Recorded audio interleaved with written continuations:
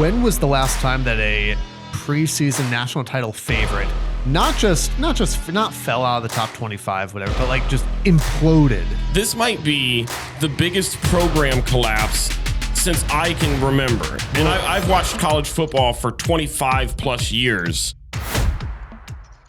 We have to run back for the third consecutive week. We do this little icebreaker called Wheel Round. Yeah.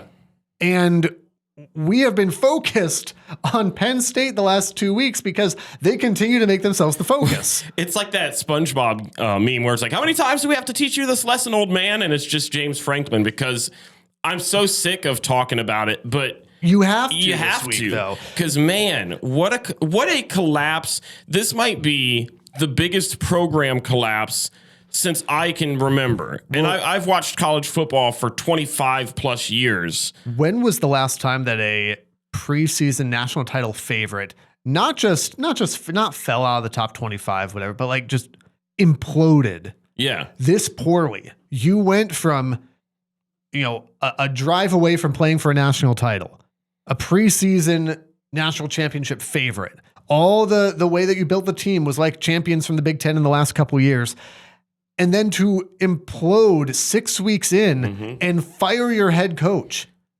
Incredible. Just incredible. And by the way, thank you, Penn State, for not breaking this news after we already started recording the podcast. Yes. Thank you for doing it on a Sunday afternoon while we were trying to enjoy God's gift of the Sabbath, watching NFL football. Thank you for breaking it at a reasonable time. We appreciate it. It was the one thing that made me happy on Sunday, because the Browns just looked atrocious again. Well, I stayed up way too late watching Jared Goff and the Lions. That's fair. Okay. Well, you and I talked a couple of weeks ago, even after the Oregon-Penn State game, where we brought up his record against ranked opponents, and we're kind of like, okay, he lost another big game.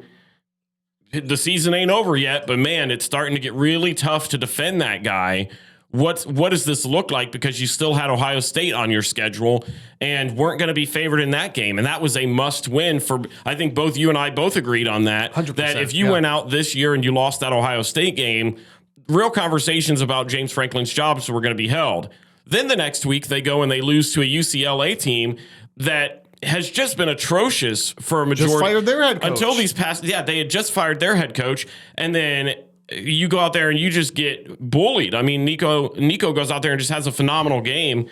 And we had the conversation again of, okay, well, now it ain't just the big games. Now you're losing ones that you should clearly dominate, that you've shown in the past you dominate.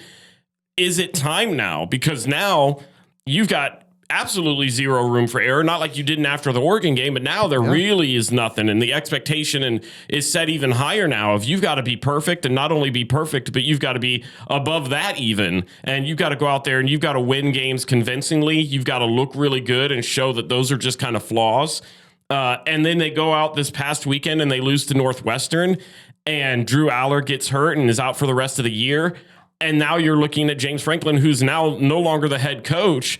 And like you said, this was a team that I think even at the beginning of the year, I said, I don't like it, but this is who I think should be in the national championship. I mean, we both picked them to win the Big Ten. Yeah. And they are in danger of not making a bowl game, which again, at this point, bowl eligibility is the least of their concerns. It's more about the future of this program, because whether James Franklin came back to coach next year or not, this team was going to, in all likelihood, take a step back next year. This was the year to do it.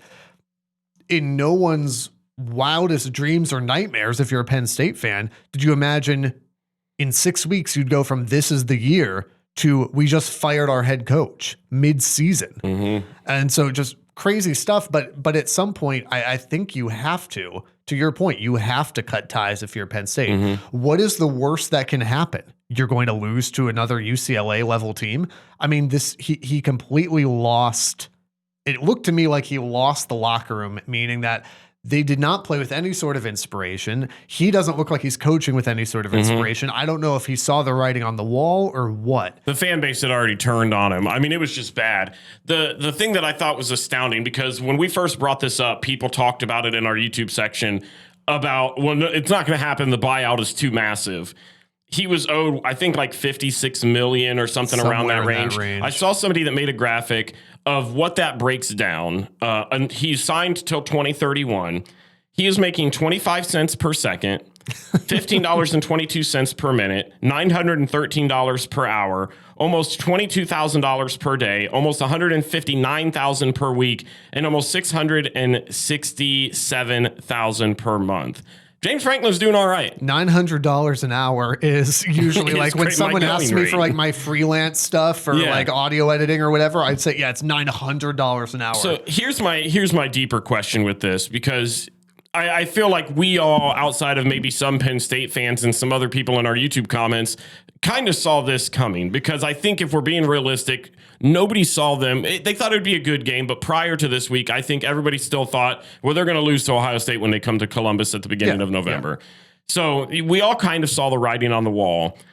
Where do you think, or who do you think fills this position? There's been a couple of names floating around, and then I've got a spicy take. I know that it's way too early.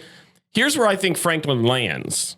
Do you want to go first, or do you want me to just? I mean, I'll go first just because I feel like anything. Now, maybe you've got, some Nostradamus prophetic gift or something, but I feel like anything you say at this point about who's going to fill the role for Penn State or where Franklin goes, I mean, is just throwing spaghetti at the wall. I mean, I don't. There are two names that I feel, and one I feel stronger about than the other. I don't feel like anybody has a clue, and so I am nervous about you throwing out names because it feels like engagement farming, but go ahead. I'm going to do it anyways. Okay. So the popular name that people have been calling out that I don't think is realistic is Curt Cignetti. Absolutely not. He's not leaving. No.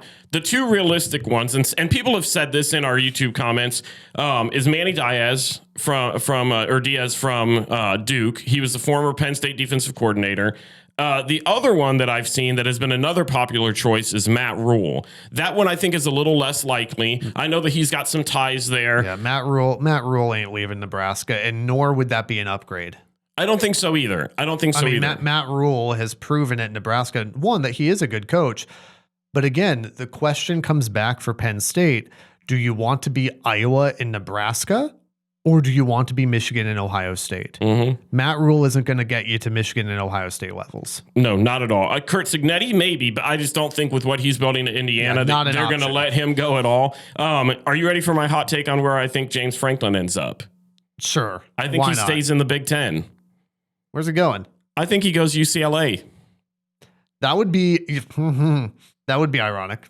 That'd be interesting. I think he does. He'd have a chance to beat Penn State yet again. You've got Nico, a good young guy. I think that's an obvious fit where the culture is getting there. You've got some good young coaches. Their offensive coordinator has been great for them the past couple of weeks. Would the reception back in Happy Valley when the UCLA comes out there be better or worse than what he was receiving already? Oh, man. And by the way, like if, as far as the open vacancy goes, like, yes, we will coach Penn State. I can tweet Iowa on our social media accounts as well. You already do. I've seen it. With the exact same result. I've seen it. Yeah, Penn State is a mess. It's the right decision. It's the right decision. Earlier than I would have thought, but it's absolutely the right call. But again, you may as well, do you want to wait an additional 2 to 3 months, or do you want to get it done now? And they decided we've had enough. It's not even about salvaging the season at this point. It's about giving yourself as much time as possible, I guess, to go ahead and start the turnover. Yeah. At this point, I mean, and they're seeing the recruiting dominoes already. Yep. A couple of guys already decommitted. Spell, that 5-star running back, interest in Michigan, interest in Ohio State. Visited Ohio State a couple of weeks ago. I mean, programs like that are going to vulture these guys because 100%. And this is, by the way, not to preview the conversation on the Michigan side, but when some of these fans get all up in their feels about Sharon Moore and wanted to, light them on fire and shoot them to the moon or whatever, you realize what in the NIL era firing your coach does, right? And that doesn't mean that you should never do it.